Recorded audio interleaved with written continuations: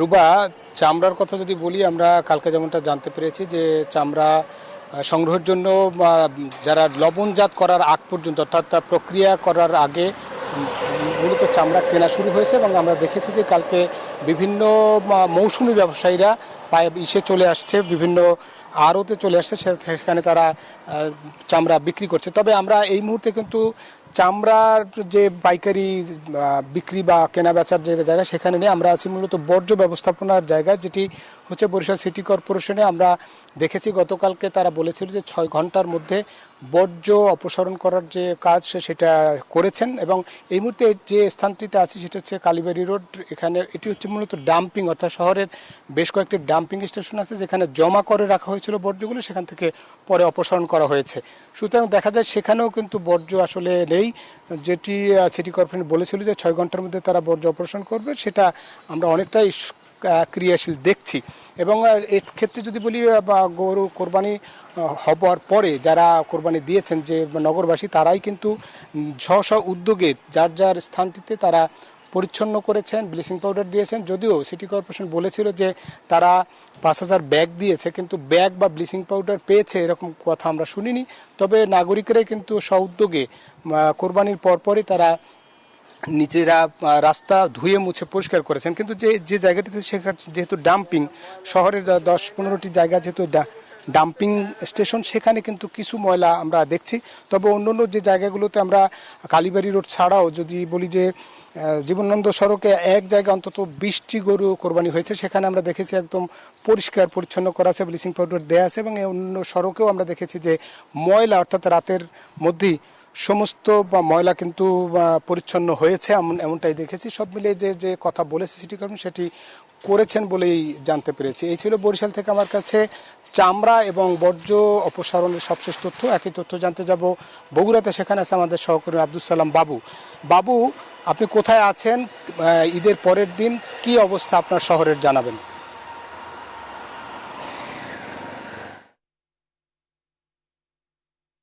শহরের পরিষ্কার পরিচ্ছন্নতা রয়েছে বরিশালের মতোই। কাল রাত 8টার মধ্যেই সিটি কর্পোরেশন পরিষ্কার পরিচ্ছন্ন করেছেন। তবে আমরা রয়েছি শহরের চামড়া বাজার এলাকায়, যে চামড়ার মোকামে, যেখানে চামড়া প্রসেসিং করা হচ্ছে। কালকে দুপুরের পর থেকেই চামড়া সংগ্রহ করেছেন বগুড়ার আড়তদার এবং ব্যবসায়ীরা, এবং সারা রাত ধরেই তারা সেটিকে লবণ দিয়েছেন, চামড়া প্রক্রিয়াজাত করেছেন। এখনও সেই কার্যক্রম চলছে। আপনাকে জানিয়ে রাখি, চলতি ঈদে বগুড়া জেলায় 7 লক্ষাধিক পশু প্রস্তুত ছিল খামারিদের, তবে কোরবানি চাহিদা ছিল 4 লক্ষাধিক। তো সেই অনুযায়ী যে পরিমাণ চামড়া আসার কথা আড়তদাররা জানাচ্ছেন, ততটা চামড়া আসেনি। তারপরেও ট্যানারি মালিকদের কাছ থেকে চামড়া ব্যবসায়ীদের যে বকেয়া রয়েছে প্রায় 20 থেকে 22 কোটি টাকা, সেই বকেয়া থাকার কারণে তারা পুঁজি সংকটে পড়েছিলেন এবং সেই অনুযায়ী তারা কাঙ্ক্ষিত চামড়া ক্রয় করতে পারেনি।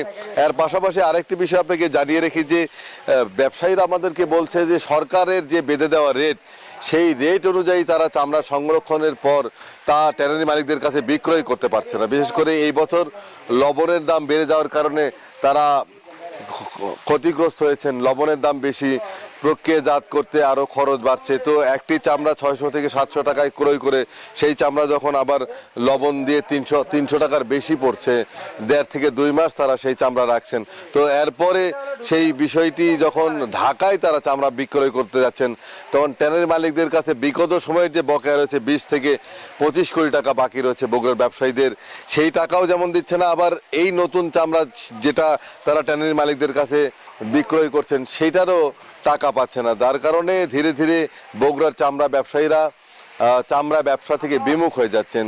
তো গোটা বগুড়া জেলায় মৌসুমি ব্যবসায়ী রয়েছেন, চামড়া ব্যবসায়ী রয়েছেন এবং শেরপুরের ব্যবসায়ীরা রয়েছেন।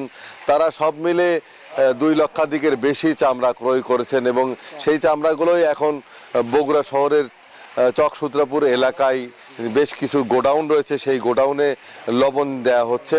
চামড়া ব্যবসায়ীরা জানিয়েছেন সরকারের যে বেঁধে দেওয়া রেট, সেই রেট অনুযায়ী যদি চামড়া ক্রয় করত ট্যানারি মালিকরা এবং তাদের বকেয়া টাকাগুলো দিত, তাহলে তারা লাভবান হতো। এবং সংরক্ষণ খরচটা বেড়ে যাওয়ার কারণেও তাদের খরচ বেড়ে গেছে।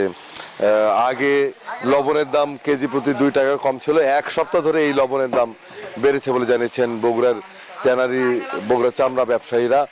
আজকে সকালেও আমরা দেখেছি তারা বেশ কিছু এলাকা থেকে চামড়া আসছে এবং তারা চামড়া ক্রয় করছে। সেই চামড়াগুলোতেই লবণ দিয়ে রাখা হবে, 1 থেকে 1.5 মাস তারা এখানে চামড়াটা প্রক্রিয়া করে রাখবেন।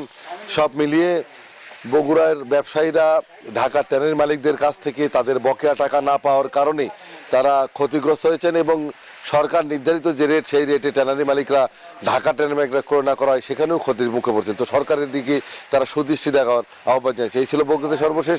একই খবর জানতে চলে যাব জয়পুরহাটের সহকর্মী আলমগীরের কাছে। আরে ঈদ লাগছে মনে, খুশির জোয়ার সবখানে, আরে ঈদ লাগছে মনে, বিকাশ পেমেন্ট সবখানে।